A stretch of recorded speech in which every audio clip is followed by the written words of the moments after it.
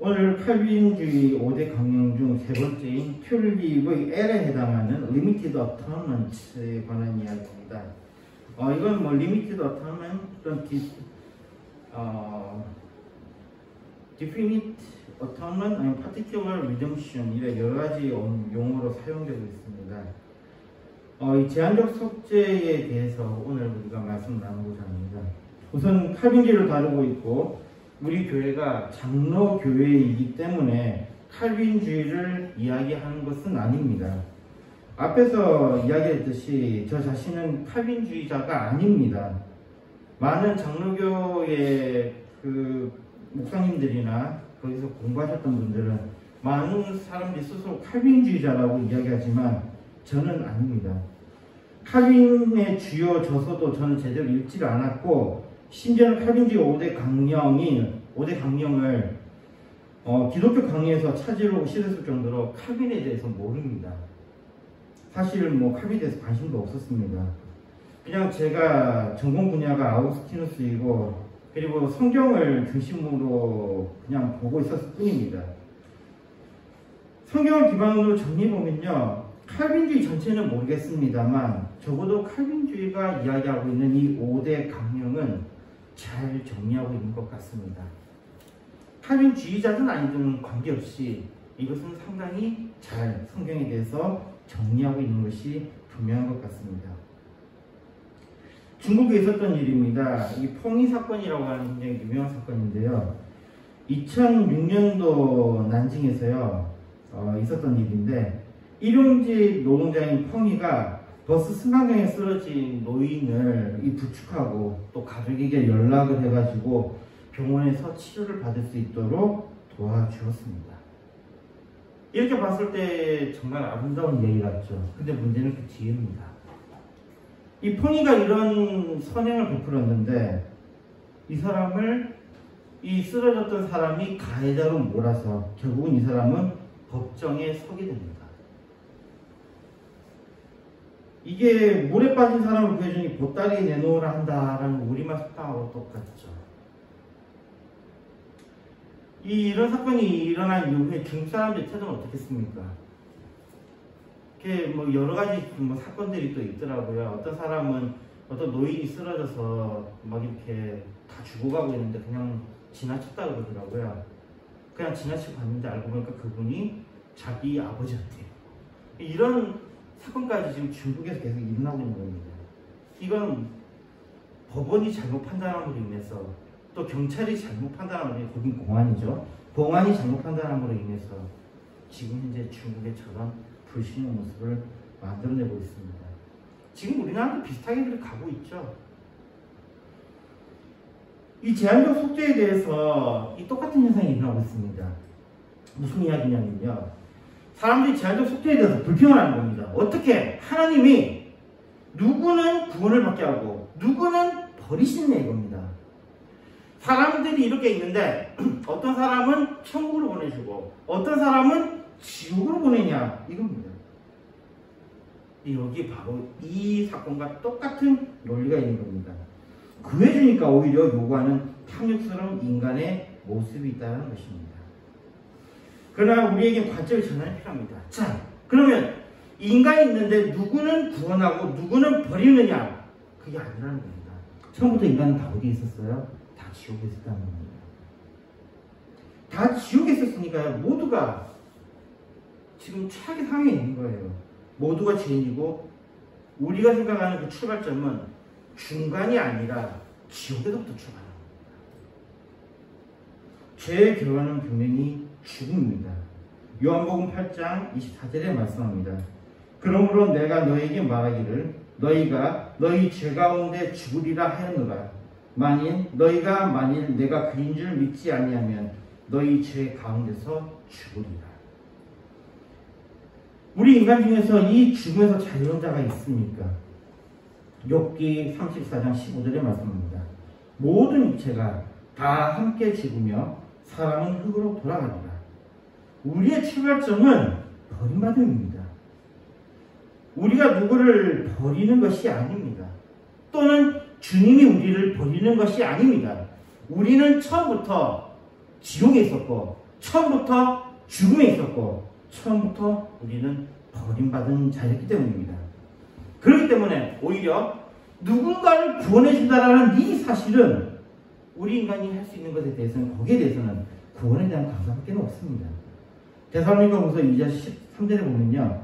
주께서 사랑하시는 형제들아 우리가 항상 너희에 관하여 마땅히 하나님께 감사할 것은 하나님이 처음부터 너희를 택하사 성령에 거룩하게 하심과 진리를 믿음으로 구원을 받게 하시니. 우리가 이 제한적 속죄에서 가장 먼저 생각해야 될 것은 우리는 처음부터 버림받은 자, 우리의 시작은 지옥이었다는 것입니다. 그리고 거기서부터 하나님께서 우리를 속죄하시고 구원하신다는 것입니다. 전혀 믿지 않던 친구가 갑자기 신앙에 관한 이야기를 하기 시작했습니다. 그러면서 팀 켈러, 존 파이퍼 같은 목사님들에 대해서 언급을 했었습니다. 사실 저는 신학을 하긴 했지만 신학을 그렇게 잘 아는 것도 아니고 살기 바빠서 다른 설교자의 설교도 듣지를 못했습니다. 근데 이 친구는 이런 분들의 것을 이야기하니까 아니 안 믿던 친구가 갑자기 어떤 목사님들에 대한 이야기하니까 궁금하긴 했습니다. 그러던 중 우리나라의 유명한 한 친례교 목사님이 설교에서 이 파이퍼 목사님을 강하게 비난하는 것을 들었습니다. 친구가 자주 언급하던 그분인데? 라는 거에서 저도 원래 설교를 안 듣는데 그분 설교를 다 들어봤습니다. 그랬더니 이 존 스테판 파이퍼 목사님에 대해서 계속해서 이렇게 비난을 하더라고요. 저도 이제 궁금해서 파이퍼 목사님이 어떤 분인가 한번 찾아봤습니다. 태어난 게 보니까 1946년도에 태어나셨네요. 그리고 이분은 침례교 목사입니다. 거기다가 보니까 여러 학교를 거쳐서 마지막 최종 학위가 보니까 위넨 대학에서 신학 박사 학위를 받았더라고요. 근데 이 독일 하면 우리가 자유주의 신학의 본산지, 우리 독일 이러면 굉장히 좀 나쁘게 보거든요. 거기다 침례교라 그러니까 침례교 같은 경우는 우리랑 상당히 분위기가 다른 것이 거기는 목사를 어떤 그 대학을 나와서 이렇게 하는 게 아니고 교회에서 그냥 목사를 뽑으면 뽑는 거고 침례교는 좀 굉장히 그 성격이 많이 달라요. 그러니까 여기 자유주의 성향의 목사님이 아닌가 했는데 근데 이분의 설교를 좀 찾아서 들어봤더니 그리고 이분이 하는 강연을 들어봤는데 이분의 이야기를 가만 들어보니까 칼빈주의자들의 이야기를 하는 거예요. 아니 파이퍼 목사님이 왜 자유주의 물을 먹으신 분이 왜 이런 생각이 들었습니다. 그랬는데 또 어떤 대담을 하는 걸 이렇게 TV에서 방영하는 걸 봤는데요. 거기에 이 파이퍼 목사님이 갑자기 이야기하는 거예요. 자기가 자신은 칼빈주의자라는 겁니다. 그랬더니 옆에 있던 사람이 웃으면서 커밍아웃 하는 거예요. 커밍아웃이 뭐 하는 거냐면요. 이 사람이 되게 숨겨가지고 예를 들어서 자기가 게이였는데 갑자기 내가 원래 게이입니다 이렇게 이야기하는 이런 걸 커밍아웃이라고 그러거든요. 그러니까 좀 안 좋은 곳에서 그걸 드러내는 걸 커밍아웃이라고 사람들이 많이 비아냥하면서 이야기하는데 이 파이퍼 목사님이 자기가 칼빈주의자다라고 하니까 옆에 사람이 커밍아웃 하는 거예요? 라고 물어보는 겁니다. 그러니까 굉장히 특이하신 목사님이라는 거예요. 자, 다시 침례교 목사님 비판으로 돌아와서요. 이 침례교 목사님이 파이퍼 목사님을 그렇게 비난했던 것은 바로 이 보편 구원론에 관한 이야기였기 때문입니다. 이 보편 구원론 하면은 누구든지 다 구원을 받는다라는 이론이거든요.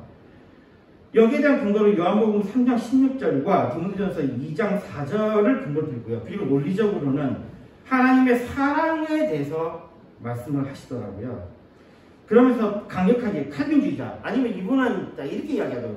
극단적인 칼빈주의자라고 이야기를 하시더라고요. 극단적인 칼빈주의자.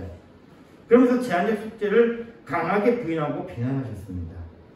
여기에 대해서 이분은 또 박사학위를 몇 개 가지고 있는 듯한 느낌을 주는 실질적인 교수님이시고 하니까 이분이 쓰는 용어를 보니까요. 칼빈주의를 공유하면서 아이서지시스라는 단어와 엑서지시스라는 단어 두 개를 사용하시더라고요. 아이서지시스는 뭐냐면 자기의 해석을 가미한 걸 아이서지시스라고 그래요. 그럼 엑서지시스는 뭐냐면 원래 거기서 의미하는 것을 끌어내는 것을 엑서지시스라고 그럽니다. 그러니까 우리가 성경을 강의한다, 우리가 성경 해석한다 그러면 우리는 아이서지시스가 아니라 엑서지시스를 우리는 선호하는 거예요. 근데 이분의 비판 중에서요, 목사님들 중에서 아이서지시스를 하는 분들이 많다 이거예요. 자기 해석을 가미해서 한다는 거죠.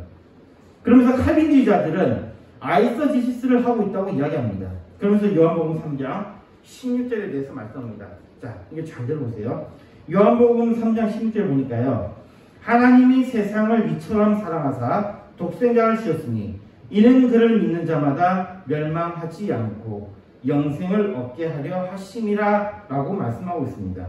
이 말씀을 가지고 보면요, 거기에 세상이라는 부분이 있습니다. 세상. 그러면서 이 목사님은 극단적인 칼빈주의자들은 괄호를 넣어서 이 말씀을 읽어낸다고 비판합니다. 괄호에 무엇을 넣었냐면요, 하나님의 선택받은 자들의 세상이라고 괄호를 넣어서 해석을 한다는 거예요. 칼빈주의자들은. 그러면서 그냥 성경에 있는 그대로, 그냥 있는 그대로 봐야 된다고 주장합니다. 목사님 설교를 들어보니 그 목사님의 말씀이 제가 보기엔 틀렸습니다. 뭐 박사이며 교수이지만, 그리고 큰 교회 목사님이시지만 그분의 말씀은 틀렸습니다. 자, 한번 봅시다. 헬라어 봅시다. 헬라어에 보니까요, 후토스카라 에가페센 호테오스톤 코스몬이라고 되어 있습니다. 여기에 코스몬 이 부분이거든요. 이 세상이라고 번역한 이 코스모스는 일반적으로는 세상, 우주, 세계 등의 뜻을 지닙니다. 그냥 보편적인 것을 지칭할 때 쓰는데 이것은 모든 인간이라고 볼 필요가 없습니다. 왜냐하면 코스모스는 모든 걸 포함하는 거예요.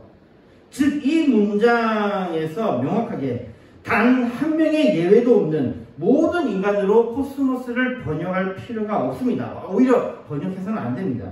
오히려 이 코스모스에 대한 이야기와 함께 뒤에 나오는 조건을 봐야 됩니다. 그 뒤에 나오는 조건이 뭐냐면 이는 그를 믿는 자마다예요. 여기 보면 여기 헬라어로 이렇게 되어 있어요. 히나 바스피스테우 에이스 아우톤이라고 있습니다. 여기에 보면은 피스테우라는 이 동사가 뭐예요? 믿다는 뜻이잖아요. 믿는 자들에 한해서 뭐 한다는 거예요? 구원을 받는다는 것입니다. 그러니 목사님의 해석을 틀린 거예요. 두 번째로 제시한 말씀은 디모데전서 2장 4절입니다. 하나님은 모든 사람이 구원을 받으며 진리를 아는 데에 이르기를 원하시느니라 라는 부분입니다. 이 말씀에서 모든 사람의 부분을 극단적 칼빈주의자들은 괄호를 또 넣는 거예요. 뭐냐면 구원받기로 예정된 모든 사람이라고 아이서지시스를 한다고 비판을 합니다. 있는 그대로 그냥 모든 사람이라고 봐야 한다고 이 목사님은 주장하세요. 네, 다시 헬라어 봅시다. 헬라어 보니까요, 호스, 판타스, 아트로푸스, 여기에 텔레이, 소테나이 이 부분이 중요합니다. 그 다음에 뒤에 카이에이스, 에피그노신, 알레테이아스, 엘테인이라고 되어 있습니다. 이 칼빈주의자들은 모든 사람을 어떤 계층의 모두, 또는 어떤 종족의 모두, 또는 어떤 방언의 모두 이런 식으로 보고 있습니다. 그리고 또 주목할 것은요, 소테나이라는 이 부분입니다. 이 소테나이는 소조라는 구원하다의 수동태입니다. 수동태라는 걸 받는 거예요. 그러니까 인간이 구원을 받는 것이지 인간이 구원을 향해서 나아가는 것이 아니라는 겁니다. 구원의 주체는 오직 하나님이시라는 거예요. 이게 칼빈주의자들의 해석입니다. 저는 여기에 대해서요, 모든 사람이라고 하고 싶으면 그렇게 해도 문제는 안 될 것 같습니다. 굳이 거기에 가로를 안 넣어도 될 것 같아요. 왜냐하면 그 뒤에 문장이 더 중요해요. 그 뒤에 문장에 보니까 텔레이라는 문장이 있거든요. 텔레이. 이거는 뭐냐면 원하다, 바라다, 기뻐하다, 좋아하다 이 의미입니다. 자, 원하다, 바라다, 기뻐하다, 좋아하다. 좋아하다라는 거는 선호하는 거잖아요. 이렇게 봤을 때 바람, 선호일 뿐이라는 겁니다. 하나님은 모든 사람이 구원받기를 원하시기는 하지만 어떤 사람들은 하나님께 순종하여 예수를 믿고 구원을 받으며 어떤 사람은 불순종의 길을 걸어서 구원을 받지 못한다라고 해석하는 것이 더 자연스럽습니다. 이렇게 이야기해도 아무 문제 없는 문장입니다. 단어에 주목해서 봐도 그 목사님의 말씀은 틀렸고요. 문맥으로 봐서도 틀립니다. 신학적 논의거리가 더 있기는 합니다. 하나님의 바라심은 단순한 소망이 아니라 반드시 이루어지는 것이라는 것을 지적할 수는 있습니다. 이거는 신학자들의 이야기예요. 그런데 여기에도요, 실제적으로 창세기 천지창조에서 천지를 창조하실 때의 히브리어로 3인칭 명령어가 나옵니다. 즉 하나님의 의지가 세상이 되어버리는 그런 장면이 나옵니다. 그러나 이것도 우리가 전체적인 해석을 보았을 때, 전체적인 성경을 보았을 때는요, 이 하나님의 의지는 세 가지로 나타납니다. 하나는 하나님의 주권적 의지, 이건 유한 의지입니다. 두 번째는 명령적 의지예요. 세 번째는 속성이나 성에 관한 이야기입니다. 그러니까 이 천지성경에 나온 것은 주권적 의지, 유효적 의지로 봐야 되겠죠. 그 다음에 하나님께서 두 번째 명령하시는 것도 반드시 이루어지겠죠. 그러니까 세 번째로 보는 하나님의 속성이나 성량은 아까 텔레이의 원래 다 뜻 중에 하나는 좋아하다, 선호하다라는 의미를 그대로 담을 수가 있어요. 성경에서 하나님의 의지에 대해서 이 세 가지 방식으로 하지만 이 문맥에 따라서 의미를 파괴합니다. 근데 실제로 이게 엑세게시스 아닙니까? 성경 안에서 의미를 끌어내는 것 아니겠습니까?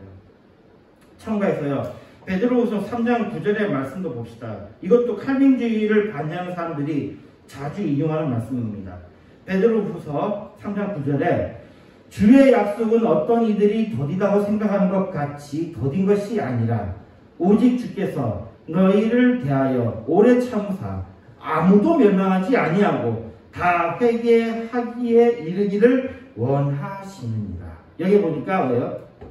아무도 멸망하지 않고, 바로 이 부분을 말씀하고 있거든요. 아무도 멸망하지 않고. 근데 어떻습니까? 패턴이 같지 않습니까?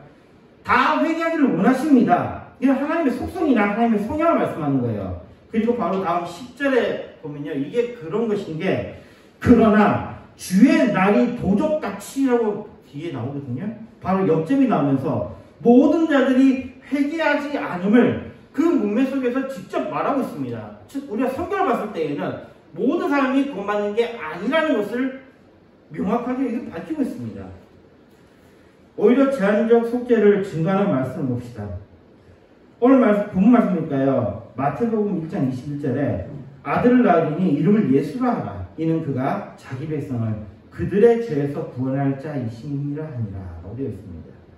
여기도 자기 백성을 그들의 죄에서 구원할 자 이렇게 되어 있습니다. 헬라어로 보니까 autos God soseiton laun out apoton hamartion out이라고 되어 있습니다. 여기에 laun out라는 부분을 보니까요, 뭐예요? 자기의 백성이에요. 그냥 라운이 아니라 라운 아웃이에요. 라운 그냥 백성인데 어떤 백성이요? 자기의 아웃. 분명하게 그 구원의 대상을 한정하고 있습니다. 이 라운 아웃가 처음에는 이스라엘 백성일 거고요. 그리고 이 이스라엘 백성이 나중에는 빤따라는 것을 다시 넘어가면 모든이라는 것에 들어가면서 어떻게 되는 거예요? 이방인까지 포함하는 거예요. 그러니까 칼빈주의자들 해석하는 것이 맞아요. 그들의 해석이 맞습니다. 이 모든이라는 것은 한 사람도 빠짐없이 하나하나가 아니라 이 모든은 이스라엘 백성도 또는 누구도 이방인도 이 여기에 대한 모든이라는 거예요. 바로 우리가 읽은 이 마태복음 1장 21절을 근거로 우리가 알 수 있는 것입니다. 예수님의 구원은 자신의 백성이 그 대상입니다. 요한복음 17장 6절에 보면요, 세상 중에서 내게 주신 사람들에게 내가 아버지의 이름을 나타내었나이다. 그들은 아버지의 것이었는데 내게 주셨으며 그들은 아버지의 말씀을 지켰나이다. 하나님께 속한 자들을 하나님께서 어떻게 하셨다고요? 예수님에게 주셨다는 겁니다. 요한복음 18장 9절에 보니까요, 이는 아버지께서 내게 주신 자 중에서 하나도 잃지 아니하여 싸움나이다 하신 말씀을 응하게 하려 함이로다. 이것은 예수님께서 지금 하신 바로 이 구원의 사역에 대해서 말씀하고 있는데, 이 제한적 속죄는 어떤 속죄인 거예요? 결코 실패하지 않는 속죄라는 겁니다. 아무도 잃어버리지 않는다는 거예요. 요한복음 3장 36절에 보니까 아들을 믿는 자에게는 영생이 있고 아들에게 순종하지 아니하는 자는 영생을 보지 못하고 도리어 하나님의 진노가 그 위에 머물러 있느니라. 자, 이러면 더 이상 이제 보편자 구원을 주장하는 사람들의 이야기가 먹힐 이유가 없죠. 분명히 예수님께서 나눴잖아요. 구원받는 자와 유기된 자에 대해서 분명히 예수님께서 말씀하십니다. 성경의 많은 부분에서 제한적 속죄를 직접적으로 언급하고 있으며 심지어 반대단들이 이야기하는 그 증거들은 제한적 속죄를 오도하는 것에 불과합니다. 여기에 또 하나 생각할 것은 제한적 속죄라고 해서 이것이 불완전한 것이 아니라는 것입니다. 그리스도의 사역은, 그리스도의 죽으심은 속죄의 가치와 능력에 어떤 제한 있는 것이 아닙니다. 이 속죄에는 영원한 능력이 있고 무한한 가치가 있습니다. 베드로전서 1장 19절에 오직 흠 없고 점 없는 어린 양 같은 그리스도의 보배로운 피로 된 것이니라 라고 말씀하고 있습니다. 그리스도의 사역은 보배로운 피로 된 것으로 완전한 것입니다. 또한 다음 말씀과 같이 로마서 5장 15절 그러나 이 은사는 그 범죄와 같지 아니하니 곧 한 사람의 범죄를 인하여 많은 사람이 죽었은즉 더욱 하나님의 은혜와 또한 한 사람 예수 그리스도의 은혜로 말미암는 선물은 많은 사람에게 넘쳤느니라. 우리에게 주어진 구원의 선물은 부족한 것, 모자란 것이 아니라 흘러 차고 넘쳐나는 것입니다. 어떤 사람은 그래서 이 속죄를 좀 더 긍정적인 느낌이 있는 효과적인 속죄 또는 특별 속죄라고 다르게 이름을 하는 것입니다. 하나만 더 이야기할 것은 사랑의 하나님이 제한된 속죄를 하실 리가 없다는 주장에 대한 답입니다. 로마서 9장 13절에 보니까요. 기록된 바 내가 야곱을 사랑하고 에서는 미워하였다 하신 바 같으니라 이 말씀이 있습니다. 성경에서는 분명하게 사랑과 미워함의 두 가지를 다 말씀합니다. 성경에서 하나님의 사랑과 미워함을 찾으려면 차고 넘칩니다. 논리를 좋아하는 변증론자들의 방식으로 단순히 철학적인 것으로 말해보면요. 사랑이라는 단어는 배타성을 반드시 지닙니다. 미워함이 있는 곳에 사랑이 있는 것입니다. 그리스식으로 이 사랑은 에로스죠. 이 에로스는 욕망, 욕구로 볼 수 있는데 이것은 부족한 상태에 있지만 충만, 완전함을 아는 것이 바로 에로스라고 했습니다. 그 충만에 대한 갈구함, 갈망함이 있는 것입니다. 사랑의 하나님을 이야기하려면 미워하시는 하나님을 이야기하지 않을 수가 없다는 것입니다. 그러므로 논리적으로 사랑의 하나님은 모든 인간을 구원하신다는 말은 성립하지 않습니다. 사랑이라는 말을 쓰는 순간 미움이 같이 하기 때문입니다. 그러니 사랑의 하나님은 모든 인간을 구원하신다라고 굳이 말하면 여기에는 필연적으로 괄호를 넣을 수밖에 없게 됩니다. 반드시 배제되는 사람이 있기 때문입니다. 이 괄호 안에는 모든 계층의, 모든 인종의, 남녀노소 등 한정어가 들어갈 수밖에 없게 됩니다. 이게 하나이며 다른 하나는 더 중요한 것인데 감히 하나님을 인간의 생각으로 한정할 것입니까? 하나님의 모든 인간의 모든과 동일한 것이 되어야 하는 것입니까? 하나님은 하나님의 뜻대로 행하시는 그런 능력이 있으시며 그렇게 하시는 주님이십니다. 종이 주님이 하시는 일에 뭐라고 할 것입니까? 예레미야 18장 6절에 말씀합니다. 여호와의 말씀입니다. 이스라엘 족속아 이 토기장이가 하는 것 같이 내가 능히 너에게 행하지 못하겠느냐? 이스라엘 족속아 진흙이 토기장의 손에 있음같이 너희가 내 손에 있느니라. 말씀 뵙겠습니다. 인간의 교만은 날로 더해가고 있는 것 같습니다. 사실 인간의 지식이 더 쌓이고 기술이 발전하고 인간이 할 수 있는 일이 전보다 더 많아졌습니다. 그러나 이러할 때일수록 우리가 누구인지, 우리가 어떤 존재인지를 인식하는 것이 중요합니다. 우리는 우리의 삶, 우리의 생명과 직결되는 문제이기 때문입니다. 핵에 대한 위협이 있고 AI에 대한 공포, 팬데믹에 대한 두려움, 이러한 문제들은 우리가 누구인지를 명확하게 인식하는 것에서 해결의 시작이 있을 것입니다. 구원의 문제에서도 우리는 이미 죽음을 피할 수 없는 인간임을 인식할 때, 우리가 구원이 필요한 존재임을 고백할 때, 우리에게 주 예수 그리스도가 필요하다는 것을 고백하게 될 때에 문제의 해결의 해법을 얻을 수 있는 것입니다. 선택받은 사람, 하나님의 예정된 사람만 구원을 받는다는 것을 비난하며 이런 운명적인 것에 전도가, 선교가, 우리가 경건한 삶을 사는 것이 뭐가 필요하냐고 반문하는 사람들, 어차피 구원받을 사람은 정해져 있는데 라고 비아냥거리는 사람들이 주장하는 모든 사람이 구원받는다라는 것은 이런 보편적 속죄로는 그 스스로가 너무나도 모순됩니다. 보십시오. 모두가 구원받을 것인데 무슨 전도가 필요하며 선교가 필요하며 선을 행함에 있어서 경건한 삶에 대한 이유가 있겠습니까? 그리스도의 제한된 속죄는 오직 그리스도 안에 있는 자들, 하나님의 택하심을 받은 자들에게 효과적인 속죄입니다. 그리스도는 주님의 택하신 백성, 주님에 속한 주님의 백성을 위해서 죽으시고 부활하셔서 속죄하시고 생명으로 인도하셨습니다. 이 속죄는 실패하지 않으며 반드시 이루시는 효과적인 속죄입니다. 사랑의 하나님은 전능하신 하나님이시며 우리의 구원자이시며 우리의 주님이십니다. 주님의 뜻을 헤아리며 주님의 뜻을 따라 살아가는 그리스도인이 되기를 바랍니다.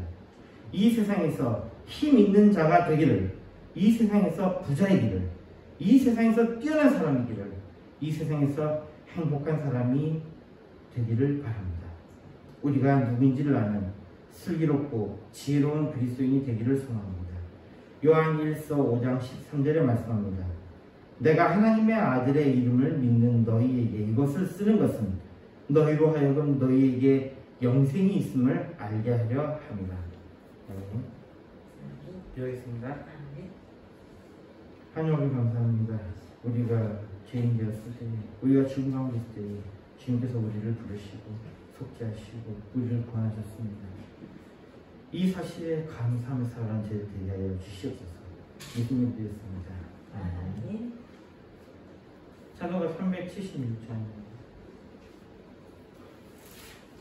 찬송가 376장 준비하신 헌금할 수 있습니다.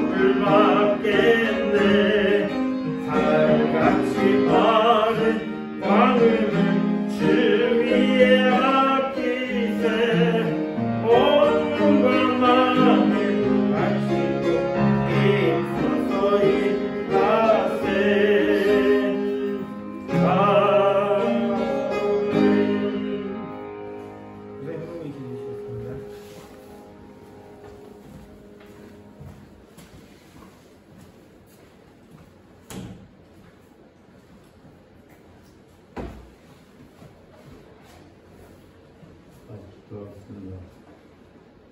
11조 박영희 감사합니다. 최은정 감사합니다. 함수 감사합니다. 박영희 감사합니다. 최원 감사합니다.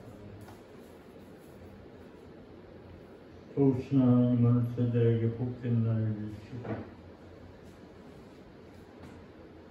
복된 길로 인도해 주심을 감사합니다.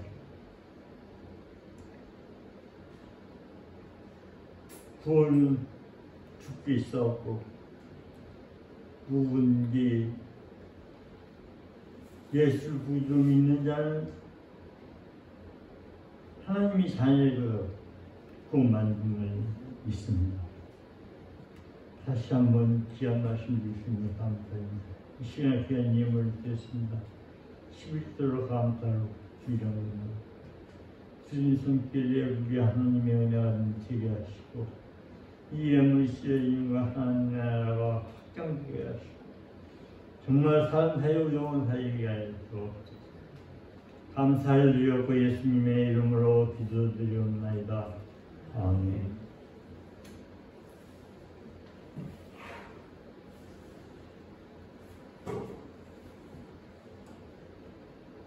찬송을 읽자합니다.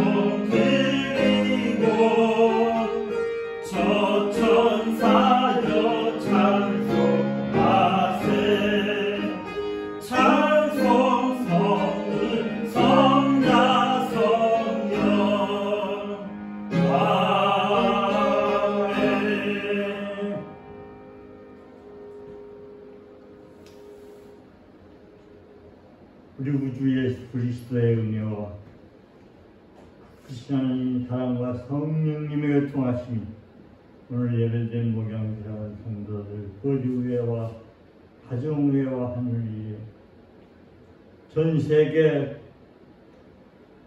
예배드린 모든 성도들 거주회와 가정회 하늘위에 앞으로 전도가 돼서 구원받을 자들 머리위에와 가정회 하늘위에 이제부터 영원토록 항상 함께 있을지어다.